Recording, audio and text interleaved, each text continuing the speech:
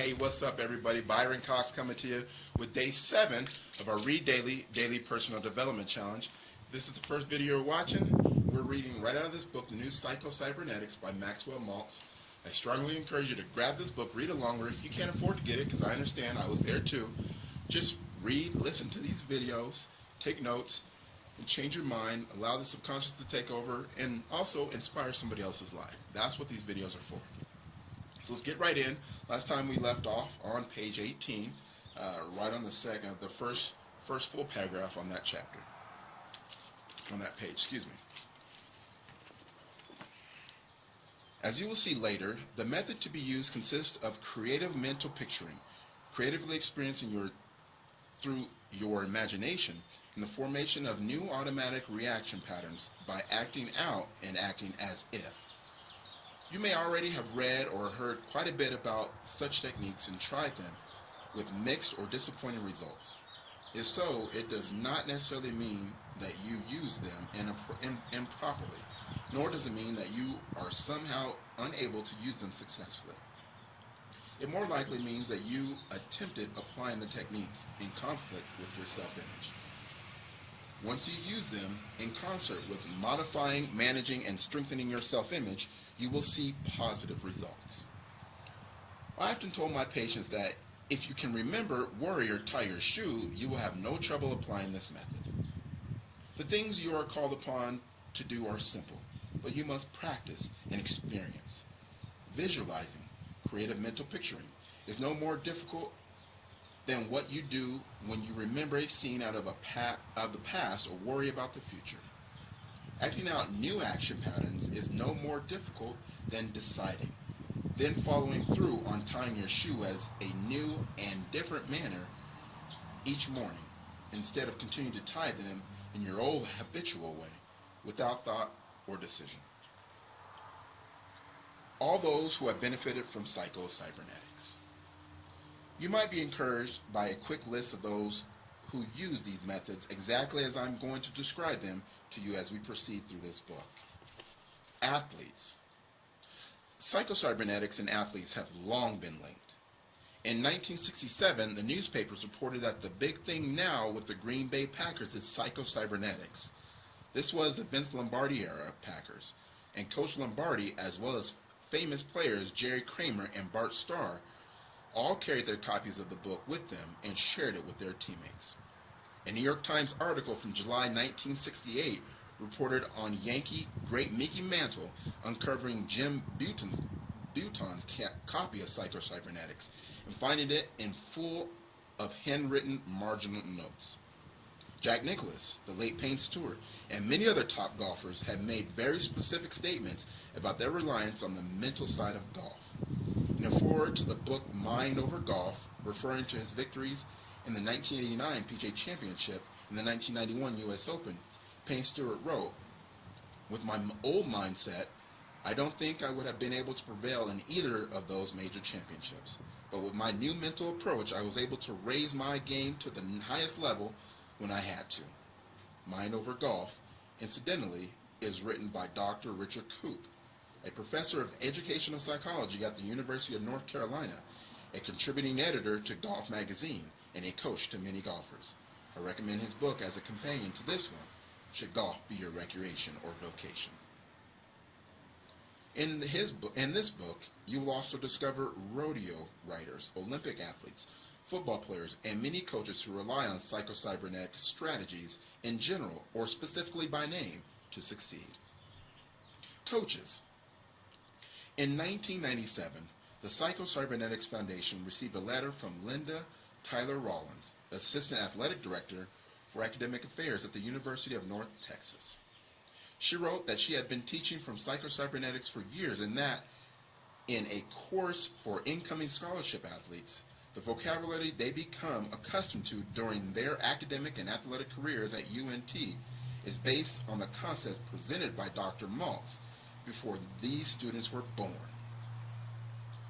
A Boston psychologist now coaching pro golfers, profiled in Golf Magazine, Dr. Gloria Spinalti, says, "By my calculations, The average golfer spends about 86% of their game doing nothing but wrestling with their thoughts and emotions, feeling one way or another about what is taking place, feeling exhilaration or anger, struggling to keep focused, worrying about what's happened or what is up ahead.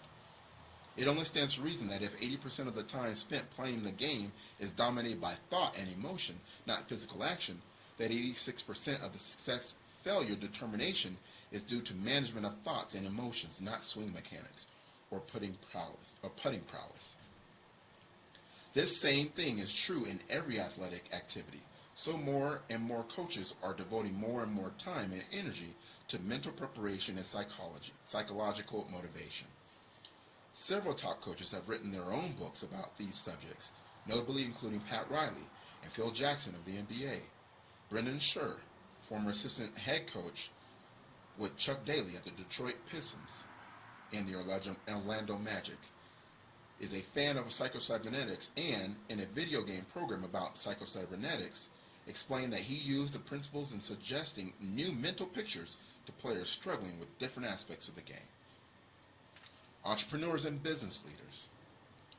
Consider Ray Kroc, the milkshake machine salesman who looked at the McDonald's brothers' little hamburger stand and envisioned something amazing.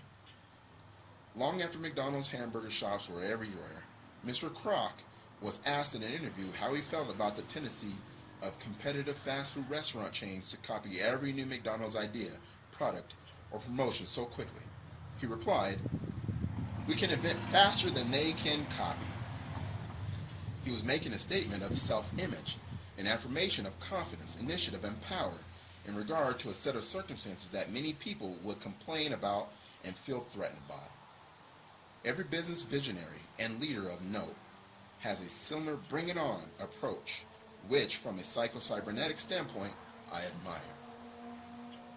Let me tell you one quick story about the remarkable young business leader by the name of Joe Polish. Joe was a carpet cleaner by trade who discovered certain effective, albeit unorthodox, methods for marketing and promoting such a business, and used that as a springboard to develop a company that teaches and assists other carpet cleaners with their marketing. At last count, Joe's organization had nearly 4,000 carpet cleaners all over the United States and several foreign countries, with combined sales of over $800 million in cleaning services and products each year. Several hundred of those carpet cleaning business owners belong to Joe's telephone coaching program too. Joe's a young man who has risen above a difficult family background, without a college education and with no formal education in marketing, to become the leading figure in his entire industry. In fact, he was named the Person of the Year by the #1 industry trade journal. Joe says that he has worn out his copy of Psycho-Cybernetics and recommends it to all his members, and has even held a special seminar for his members built around Psycho-Cybernetics, with the editor of this book as a guest speaker. The reason, as Joe says, all the business and all the marketing knowledge and technical skills in the world, coupled with the best products, prices, and positioning, are far less value than they should be if the person who possesses them lacks the inner confidence needed to use them. One of the things we teach, Joe adds, is how to sell at prices higher than your competition, and that has more to do with the individual business owner's self-image than it does anything else. Sales professionals. Bill Brooks, a founding member of the board of the Psycho-Cybernetics Foundation, has devised complex and sophisticated sales training systems for sales forces of some of America's biggest corporations. His high-impact sales system has been the subject of several fine books, including You're Working Too Hard to Make a Living. Bill has succeeded personally as a salesman and assisted thousands of others, and while he was very focused on methodology, he freely admits that the most sophisticated, perfectly engineered system for selling cannot produce results in the hands of salespersons attempting to function in conflict or combat with their own self-images. Zig Ziglar is arguably America's most celebrated motivational speaker and sales trainer. In his book, Secrets of Closing the Sale, which has sold well over 250,000 copies, Zig writes, "The salesman's self-image has a direct bearing on his sales success. When your self-image is solid, you can go from one prospect to the next, regardless of the reception you get. As a salesperson, it will help you enormously to understand that nobody on the face of this earth can make you feel inferior about your permission. Once you get your image right, then your sales world and your personal world will improve." Dr. Maxwell Maltz, author of Psycho-Cybernetics, said the purpose of all psychotherapy is to build the self-esteem, that is, the image of the patient. Your self-image is important, so build a good one, and you will be able to build your sales career bigger, better, and faster. In this book, you'll be privy to a handful of case histories involving sales professionals, including the man with the too big nose and too big ears. You will see that Psycho-Cybernetics crosses all occupational, vocational, educational, or situational borders to work all as reliably and consistently as gravity. Note, Chapter 16 of this book features 5 amazing stories of individual successes with Psycho-Cybernetics. That's page 22. That's where we'll leave off today. Wish you all the best. See you in the next edition of Read Daily, Daily Personal Development Challenge.